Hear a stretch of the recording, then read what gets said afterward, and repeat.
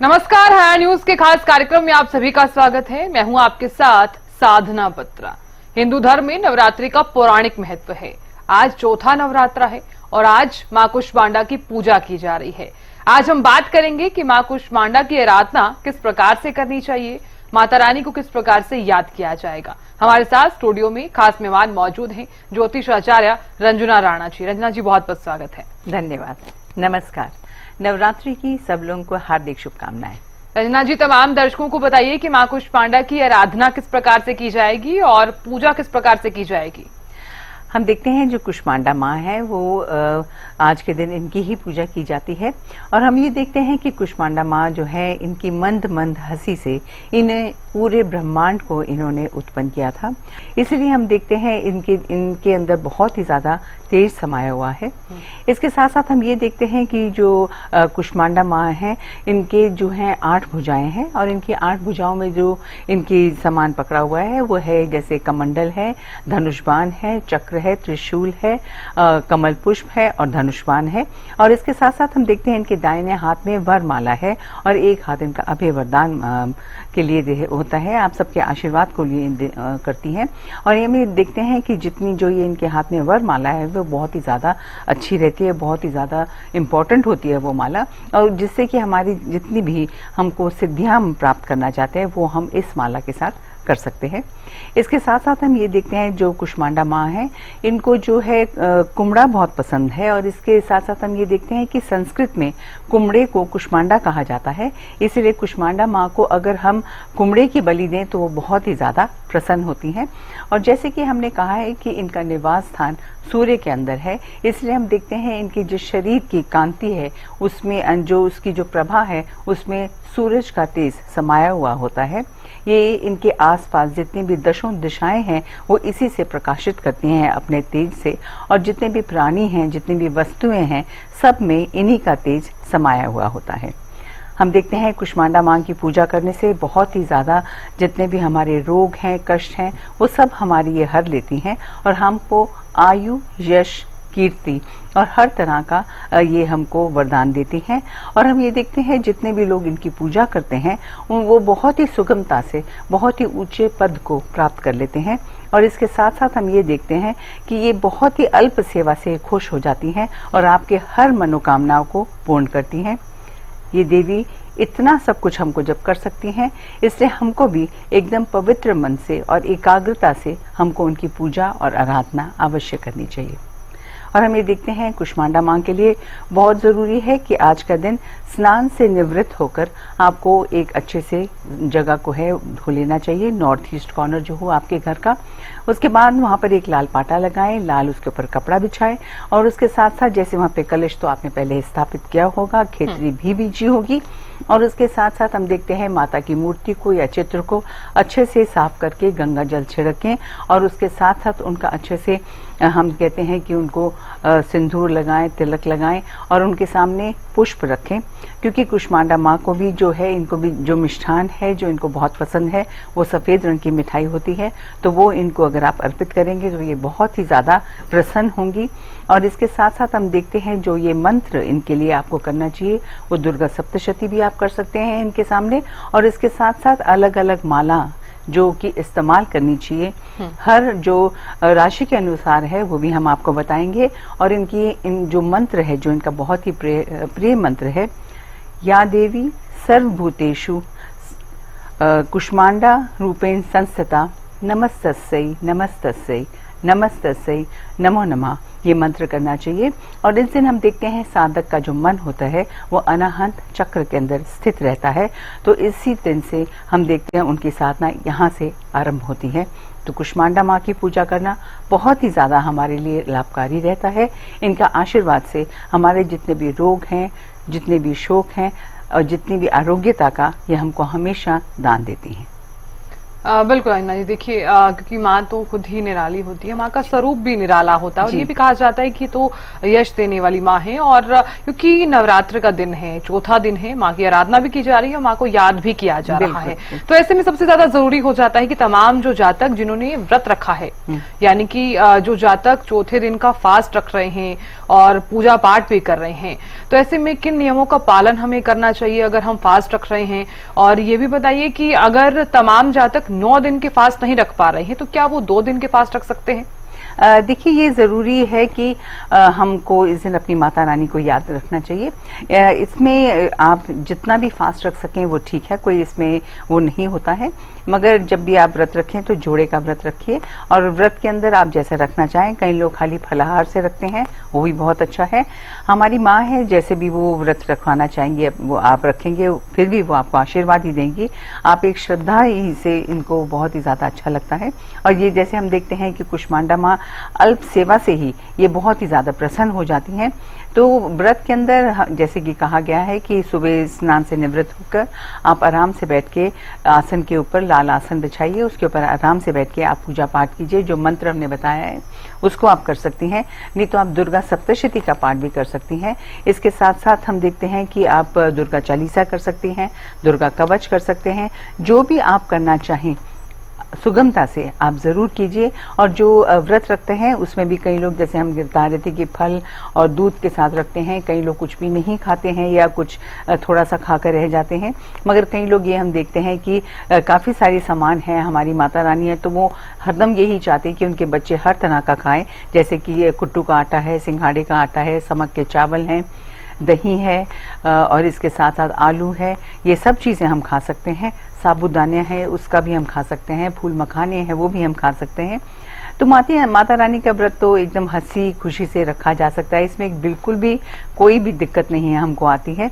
और वैसे भी हमको जितने भी दूध से बने व्यंजन होते हैं वो भी हम उनका भी सेवन कर सकते हैं। इसलिए माता रानी का व्रत रखना बिल्कुल भी कठिन नहीं होता। मगर फिर भी जैसे कि लोग आजकल बहुत ही ज़्यादा व्यस्त रहते हैं अपने कामकाज में, फिर भी हम उनको कहते हैं कि जो भी थोड़ा आपसे हो सके आप करें, चाहे केवल जय माता दी ही कहकर आप रहें, उससे भी बहुत ही ज़्यादा माता रानी प्रसन्न होंगी। क्योंकि आप ये हमेशा याद रखिए कि ये जो व्रत हैं ये साइंटिफिक बेस भी इनका बहुत है। ये बेसिकली आपके बॉडी को डिटॉक्स करने के लिए होता है, इससे आपके स्वास्थ्य की ही वृद्धि होती है। इसलिए ध्यान से इनकी पूजा पाठ भी करें, व्रत भी रखें, जितना जैसे भी आप रख सकते हैं। वो तो माँ है, हमेशा खुश रहेंगी, आपको आशीर्वाद अवश्य देकर जाएंगी। आपकी जितनी भी अल्प सेवा होगी फिर भी आपको आशीर्वाद अवश्य देंगी। बिल्कुल आइना जी, देखिए कि तमाम जातक जो हैं जिन्होंने फास्ट भी रखे हुए हैं, तो तमाम जातकों को आप ये भी बताइए कि दुर्गा स्तुति और दुर्गा चालीसा में क्या कुछ अंतर है? और अगर कई जातक नहीं पढ़ पा रहे हैं दुर्गा स्तुति, तो क्या वो दुर्गा चालीसा पढ़ सकते हैं नवरात्र में? हाँ, बिल्कुल, ये है दुर्गा चालीसा, ये पढ़ सकते हैं, उसमें कोई भी मुश्किल की बात नहीं है। दुर्गा स्तुति में भी हम देखते हैं यही बताया हुआ है कि कैसे उन्होंने दुर्गा सप्तशती में यही बताया हुआ है कि कैसे उन्होंने जितने भी 7 जो राक्षस थे उनका वध किया था।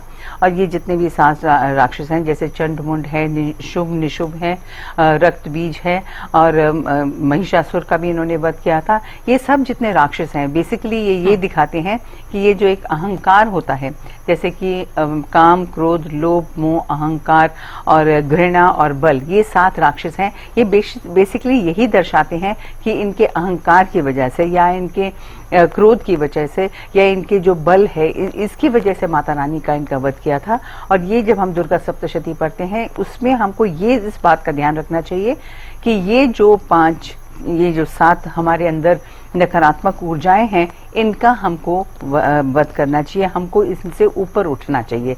तो राक्षस जो हैं वो हमारे अंदर ही हैं, इन राक्षसों से हमको ऊपर उठना चाहिए। और ये जितनी भी दिक्कतें, ये जो चीज़ें होती हैं, ये काम, क्रोध, लोभ, मोह, अहंकार, बल और ये जैसे घृणा होती है, इससे हमें उठना चाहिए। इससे चाहे आप दुर्गा चालीसा पढ़ें, दुर्गा स्तुति पढ़ें, दुर्गा कवच पढ़ें, इनमें से कोई भी आप पढ़ेंगे, आप इस बात को अपने मन में हमेशा ध्यान रखें कि दुर्गा माँ, एक माँ अपने बच्चों से क्या चाहती हैं।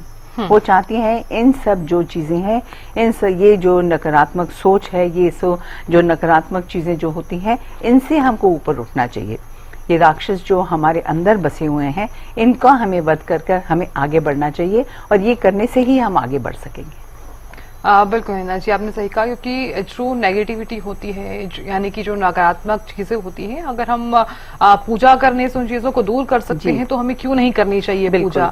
और माता रानी तो खुद भी कहती हैं कि अगर आप पूजा कर रहे हैं तो तमाम नियमों का पालन भी कीजिए। और ये भी कहा जाता है कि नवरात्रि का अगर आप व्रत रख रहे हैं तो घर से सारी नेगेटिविटी चली भी जाती है और बल्कि पॉजिटिविटी भी आती है। लेकिन ऐसे में तो ये भी कहा जाता है कि अगर आप नवरात्र में तमाम तरह के उपाय करते हैं तो भी उसका फल जरूर मिलता है। बिल्कुल मिलता है। जिस तरह के भी आप उपाय करेंगे, जितना भी आप जरूरतमंदों की मदद करेंगे, उतना ही देवी माँ खुश होती हैं। इसलिए हमेशा वो यही कहती हैं, जैसे अपने बच्चों को भी हम समझाते हैं कि सबसे प्रेम से रहो, किसी से घृणा मत करो, क्रोध मत करो, अहंकार मत करो, जो भी चीज में उसमें व्यवस्थित रहो, डिसिप्लिन लाओ अपनी लाइफ में। तो सिंपली देवी माँ यही कह रही होती हैं। और कोई भी चीज करें, हम चाहे दुर्गा स्तुति करें, चाहे हम दुर्गा चालीसा करें, सब में यही चीजों को दर्शाया हुआ है कि कैसे उन्होंने ये अंदर की जो हमारे अंदर जो राक्षस हैं उनको हमको वध करना चाहिए और उनके आगे बढ़ना चाहिए। क्योंकि ये है कि जैसे अगर हम पूजा करें और बाद में जाकर हम अहंकार से किसी से बात करें या किसी से हम ठीक से ना बात करें तो फिर वो पूजा का व्यर्थ हो जाती है। इसलिए क्या हमको हमारी माता रानी समझाने की कोशिश करनी है, उसको हमें समझना बहुत ही ज्यादा आवश्यक हो जाता है। बिल्कुल आइना जी, देखिए क्योंकि तमाम जातक आराधना कर रहे हैं माता रानी की और 9 स्वरूपों की पूजा तो की ही जा रही है। और देखिए, क्योंकि ये भी कहा जाता है कि माता रानी को भोग अगर हम लगा रहे हैं, तमाम बातों का अगर हम ख्याल रख रहे हैं, तो उन्हें भोग किस चीज का लगाना है ये भी सबसे ज्यादा ख्याल रखना चाहिए। क्योंकि माता रानी को मीठे में भी बहुत ज्यादा पसंद है, तो हम भोग लगा रहे हैं तो किन बातों का हमें ख्याल रखना चाहिए। और दूसरा ये भी बताइए कि अगर हम पूजा कर रहे हैं तो उस वक्त किन बातों का ख्याल रखना चाहिए, पूजा की सामग्री क्या है। देखिए, जब हम भोग लगा रहे हैं, हमको ये बताया गया है कि हर चीज जो है उसका हम मिष्ठान बना सकते हैं, चाहे वो साबुदाना हो, चाहे वो फूल मखाने हो, और चाहे वो सिंघाड़े का आटा हो, कि हर चीज से हम कोई ना कोई व्यंजन बना सकते हैं। और यही होता है कि ये जितनी भी चीजें हैं, क्योंकि अभी जैसे देखते हैं कि गर्मियों का मौसम खत्म होके है, शीतलहर अभी आई नहीं है, सर्दी आई नहीं है, तो ये जो ट्रांजिशन का पीरियड है इसमें ज्यादा बीज ही मिलते हैं। तो ये सब चीजों का अगर हम सेवन करेंगे, इससे हमारे शरीर के अंदर जो एक नकारात्मक जितनी भी टॉक्सिन्स होंगी वो निकल जाएंगी। इसलिए मिठास इसलिए देते हैं क्योंकि इससे हमारी ब्लड शुगर बढ़ती है। मगर ये तो जरूरी है कि सब लोगों को अपने हिसाब से खानी चाहिए हर चीज। मगर हर ये जो चीज माता रानी के व्रत में खाई जाते हैं वो हमारे शरीर के लिए बहुत ही ज्यादा अच्छी होती है। और ये भी कहा गया है कि हमको फलों का बहुत ही ज्यादा सेवन करना चाहिए, और जितनी भी जैसे कि दही है उसका भी सेवन ज्यादा करना चाहिए, दूध का सेवन ज्यादा करनी चाहिए, जो भी हमारे शरीर के लिए अच्छा है। इस माता रानी के व्रत में हमारी माँ हमको सिखाती हैं कि इन सब चीजों का सेवन अभी तो करो ही और बाद में भी करो। मगर कई बार हम भूल जाते हैं, इन सब चीजों का हम ध्यान नहीं देते हैं। इसलिए हम देते हैं माता रानी को मीठी चीजों में, हम देखते हैं फूल मखाने की खीर होती है, साबूदाने की खीर होती है, या और जो मिष्ठान होता है जैसे नारियल की बर्फी होती है, नारियल का हलवा होता है। इन सब चीजों को बनाओ क्योंकि इसमें विटामिन बहुत होती हैं, कैल्शियम बहुत होती है। इन सब चीजों के सेवन से हमारे शरीर में स्वास्थ्य की वृद्धि होगी और हमारे लिए बहुत ही ज्यादा अच्छा रहेगा। इससे जो ये समय की जो भी चीजें हैं व्रत के लिए जो बताई गई हैं उनको ही हमें सेवन करना चाहिए ये 9 दिनों में, और आप देखेंगे आपके शरीर के अंदर आपका स्वास्थ्य डेफिनेटली इम्प्रूव होगा। बिल्कुल अविनाश जी, अब बात कर लेते हैं कि नवरात्रों में कंजक भी जरूर बिठानी चाहिए, और क्या कुछ इसके पीछे की मान्यता होती है। और ये भी कहा जाता है कि अगर आप नवरात्र में हर दिन कंजकें बिठाते हैं तो उसका भी एक विशेष महत्व है। देखिए, माता रानी का जो स्वरूप है वो भी कंजक स्वरूप ही है ना, तो इसीलिए हम देखते हैं कि कंजकों को जितना भी हम लोगों ने हमेशा एक जो कन्या है उसको बहुत ही ज्यादा हम लोगों ने इम्पोर्टेंस दी है, कन्या को बहुत ही ऊंचा माना है। और इसलिए जो नारी है वो बहुत ही ज्यादा उनकी पूजा पाठ की जाती है, और दुर्गा माँ कंजक के रूप में ही उनको माना जाता है। इसलिए जब हम कंजक की पूजा करते हैं, उसकी देखभाल करते हैं या उसका कुछ करते हैं, तो वो दुर्गा माँ का स्वरूप है।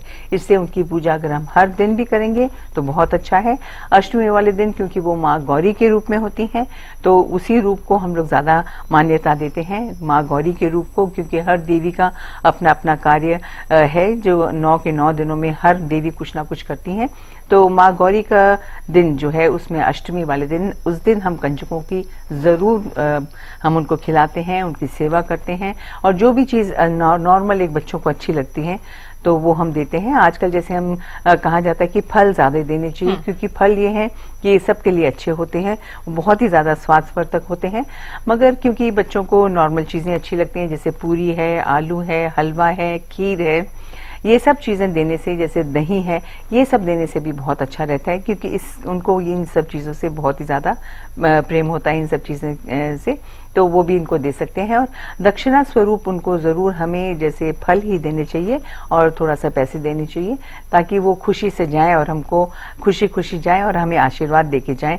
और जैसे कि जिनके घर में भी कंजकें आती हैं, सबसे पहले वो उनके पैर धोते हैं, उनका आशीर्वाद लेते हैं और उनको बहुत ही प्रेम पूर्वक उनको खिलाते हैं, बहुत आग्रह करके उनको खिलाते हैं। तो हम देखते हैं कंजक का जो स्वरूप है वो दुर्गा माँ का ही रूप है, इसीलिए उनकी बहुत ही ज्यादा मान्यता है और उनकी बहुत ही ज्यादा पूजा करते हैं। आजकल तो वैसे भी जैसे गर्ल चाइल्ड को तो शुरू से ही हमारे जो सनातन धर्म में जो कंजक है, जो एक देवी के रूप में माना जाता है एक कन्या को, और उनकी हमेशा पूजा की जाती है।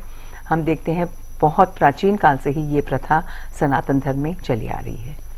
बिल्कुल अविनाश जी, बात कर लेते हैं तमाम जातकों की, क्योंकि तो ज्यादा जरूरी हो जाता है कि तमाम जातक जो हैं, जो व्रत रख रहे हैं, उनके जीवन में इस बार कितनी कृपा माता रानी की होने वाली है। तो तमाम राशियों की बात कर लेते हैं और एक एक करके, और तमाम जातकों को आप ये भी बताइए कि इस बार के जो नवरात्र हैं, जो शारदीय नवरात्र हैं, कितना ज्यादा महत्व जो है उनको मिलने वाला है। देखते हैं, सबसे पहले हम देखते हैं कि मेष राशि वाले हैं। मेष राशि वालों के लिए बहुत ही अच्छा समय आने वाला है, उनको बिल्कुल भी किसी तरह का फिक्र करने की जरूरत नहीं है, उनके लिए बहुत अच्छा रहने वाला है। और क्योंकि आज कुष्मांडा माँ है जिनके हाथ में वरमाला है, तो उसके लिए हम यही बताना चाहते हैं कि आपके लिए अगर आप मूंगे की माला लेकर उसके ऊपर अगर आप देवी माँ का पाठ करेंगे तो बहुत ही ज्यादा आपके लिए अच्छा रहने वाला है। और इसके साथ साथ आज का दिन अगर आप गुड़ का दान करेंगे तो देवी माँ बहुत ही ज्यादा आपसे प्रसन्न होंगी और आपको बहुत ही ज्यादा आशीर्वाद देंगे। बिल्कुल अविनाश जी, बात कर लेते हैं 2 नंबर वालों की। 2 नंबर वालों के लिए ये नवरात्र कितने ज्यादा खास रहने वाले हैं और तमाम जातकों पर कितनी कृपा इस बार माता रानी करने वाली है। देखते हैं हम 2 नंबर वालों के लिए, उनके लिए भी बहुत ही ज्यादा अच्छा रहने वाला है। हम देखते हैं कहीं इनके स्वास्थ्य में दिक्कतें आ रही हैं, एंड स्वास्थ्य जो है इनका एकदम ठीक होने वाला है, और उनके लिए बहुत जरूरी है कि ये कुष्मांडा माँ की ही पूजा करें, जो मंत्र हमने बताया है उनकी पूजा करें। और अगर ये एक क्रिस्टल की जो माला मिलती है, स्फटिक की माला मिलती है, उसके ऊपर अगर ये जय माता दी करें या जो मंत्र हमने बताया है उसको अगर आप 108 बार रोज करेंगे तो बहुत ज्यादा अच्छा रहेगा। और इसके साथ साथ अगर आप खीर का दान करेंगे तो आपको माता रानी का बहुत ही ज्यादा आशीर्वाद अवश्य मिलेगा। बिल्कुल अविनाश जी, बात कर लेते हैं 3 नंबर वालों की। 3 नंबर वालों के लिए ये नवरात्र कितने ज्यादा खास रहने वाले हैं और माता रानी की कितनी कृपा इस बार होने वाली है। 3 नंबर वालों के लिए हम देखते हैं इनके लिए भी ये जो नवरात्रे हैं बहुत ही ज्यादा इनके लिए शुभ रहने वाले हैं। कहीं ना कहीं इनके थोड़े से व्यवसाय में दिक्कतें आ रही थी, मगर अब वो इनकी बिल्कुल खत्म हो जाएंगी और उनमें हम देखते हैं और भी ज्यादा वृद्धि करने के लिए बहुत आवश्यक है आपके लिए कि आप तुलसी की माला के ऊपर आप जरूर माता रानी की पूजा करें। जय माता दी आप रोज 11 माला करने लग जाइए। और उसके साथ साथ आज का दिन अगर आप दूध का दान कर देंगे, इससे आपको बहुत ज्यादा लाभ मिलेगा। बिल्कुल अविनाश जी, बात कर लेते हैं 4 नंबर वालों की। 4 नंबर वालों के लिए ये नवरात्र कितने ज्यादा खास रहने वाले हैं और इस बार माता रानी कितनी कृपा इन पर करने वाली है। 4 नंबर वालों के लिए भी हम देखते हैं ये जो नवरात्रे हैं अति शुभता लेकर आए हैं, और हम ये देखते हैं कि कहीं ना कहीं इनके यात्रा ये जरूर करेंगे और यात्रा करने से इनको बहुत ही ज्यादा लाभ मिलने वाला है। और इनको हम एक और उपाय बताना चाहते हैं, और वो ये है कि एक मोती की माला लें और मोती की माला के ऊपर अगर ये जय माता दी का पाठ करेंगे, 5 माला रोज करने लग जाएंगे तो बहुत ही ज्यादा इनको लाभ मिलेगा। और इसके साथ साथ हम ये देखते हैं आज का दिन अगर ये खीर का दान कर देंगे, जैसे कि फूल मखाने की खीर का दान करेंगे तो बहुत ही ज्यादा इनके लिए उचित रहेगा। बिल्कुल अंजना जी, अब बात कर लेते हैं 5 नंबर वालों की, क्योंकि 5 नंबर भी सबसे ज्यादा लकी माना जाता है और ये भी कहा जाता है कि माता रानी इस बार बहुत ज्यादा कृपा भी करने वाली है। तो तमाम जातकों को आप ये भी बताइए। 5 नंबर वालों का हम देखते हैं थोड़ा सा संघर्ष इनकी जिंदगी में आया हुआ है, इसलिए इनको दिक्कतों का सामना थोड़ा बहुत करने के लिए हम इनको एक बहुत ही सरल उपाय बताना चाहते हैं, और वो ये है कि रोज अगर ये तुलसी जी पे जल डालना शुरू करेंगे और साथ ही साथ जो हरे रंग की स्फटिक की माला मिलती है बाजार में, वो आप जरूर ले लें और उसके ऊपर ही आप माता रानी का मंत्र जो है जय माता दी या ओम ऐं ग्रीं क्लीं चामुंडा विच्चे का पाठ करना शुरू कर देंगे। रोज 5 माला भी करेंगे, आप देखेंगे जो भी थोड़ी बहुत दिक्कतें हैं आपकी, उससे आपको बहुत ही जल्दी निजात मिल जाएगी। और आज का दिन अगर आप फूल मखाने का दान करेंगे आपके लिए बहुत ही ज्यादा अच्छा रहेगा। बिल्कुल अंजना जी, अब बात कर लेते हैं कि 6 नंबर वालों के लिए ये जो दिन है वो कितना ज्यादा खास रहने वाला है और मां कुष्मांडा कितनी कृपा इन पर करने वाली है। 6 नंबर वालों के लिए भी हम देखते हैं इनका दिन बहुत ही अच्छा रहेगा और इनको हर प्रकार से जो भी इनकी दिक्कतें हैं वो इनकी खत्म होने वाली हैं। और इनके लिए भी हम यही बताना चाहते हैं कि बहुत जरूरी है कि इनको भी जैसे कि तुलसी की माला है वो आप लीजिए और इसके साथ साथ उसके ऊपर भी आप माता रानी का मंत्र करना शुरू कर दीजिए, उससे भी आपको बहुत ज्यादा लाभ मिलेगा। और ये मंत्र आप हमेशा भी अगर आप 5 माला रोज करने लग जाएंगे, ओम ऐं ग्रीं क्लीं चामुंडा विच्चे की या जय माता दी भी करने लग जाएंगे, तो उससे आपको बहुत ज्यादा लाभ मिलेगा। और आज का दिन आप फलों का दान करेंगे तो आपके लिए अति शुभ रहेगा। बिल्कुल अंजना जी, अब बात कर लेते हैं 7 नंबर वालों की। 7 नंबर वालों के लिए कितनी कृपा इस बार मां कुष्मांडा करने वाली है। 7 नंबर वालों के लिए भी हम देखते हैं माता रानी इन पे बहुत ही ज्यादा कृपा करेगी और हम ये देखते हैं अपने व्यवसाय में ये बहुत ही ज्यादा तरक्की भी करने वाले हैं। ये हर चीज को एकदम सुनियोजित करना शुरू कर देंगे, प्लानिंग करनी शुरू कर देंगे और माता का इनके ऊपर बहुत बहुत आशीर्वाद रहेगा। इसके साथ साथ हम इनको ये भी बताना चाहते हैं कि ये अगर सफेद क्रिस्टल की माला के ऊपर माता रानी की पूजा रोज करने लग जाएंगे, इससे इनको बहुत ही ज्यादा लाभ मिलेगा। और आज का दिन इनको भी फलों का दान करना चाहिए, इससे इनके लिए बहुत ही ज्यादा शुभ रहेगा।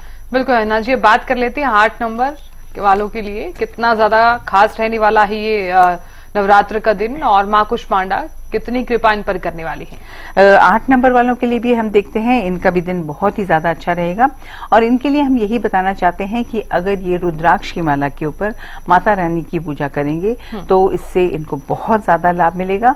और इनके लिए बहुत जरूरी है कि आज एक गुड़ का दान कर दें, क्योंकि हम देखते हैं कि इनकी जो आर्थिक स्थिति है वो बहुत ही ज्यादा अच्छी होने लग जाएगी।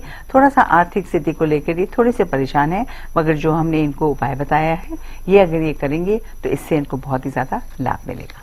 बिल्कुल अन्ना जी, अब बात कर लेते हैं 9 नंबर यानी कि आखिरी नंबर वालों के लिए ये दिन कितना खास है और कितनी कृपा मां कुष्मांडा इन पर करने वाली है। 9 नंबर वालों के लिए भी हम देखते हैं थोड़ा मानसिकता को लेकर थोड़ा सा इनका मन उदास कहीं पे है, मगर इनको हम उपाय जरूर बताना चाहते हैं और वो यही है कि आपको अगर आप चांदी की एक माला ले लेंगे जो उसमें मन के भी बने होते हैं, वो आप पहले उसके ऊपर माँ का पूजा करिए, जय माता दी आप करिए 5 दफा, 5 माला आप कीजिए और उसके बाद उस माला को धारण भी कर लेंगे तो बहुत ही ज्यादा अच्छा रहेगा आपके लिए।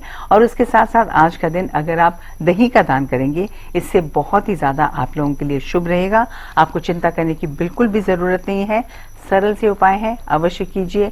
माता रानी खुश रहेंगी आपसे, आपको ढेर सारा आशीर्वाद देके जाएंगी और सब प्रकार से आपके घर में सुख और समृद्धि का वास अवश्य रहेगा।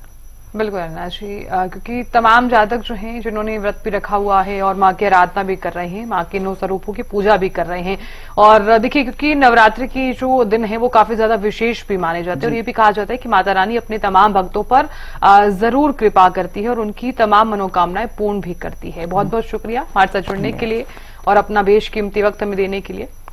तो देखिए मां कुष्मांडा की आज पूजा की जा रही है, तो देखिए हिंदू धर्म में नवरात्रि का पौराणिक महत्व भी माना जाता है, तो आप भी पूजा कीजिए और तमाम जितनी भी आपकी मनोकामनाएं हैं वो आप मां के सामने रखिए। रुक रहे हैं छोटे से ब्रेक के लिए, जल्द हाजिर होंगे।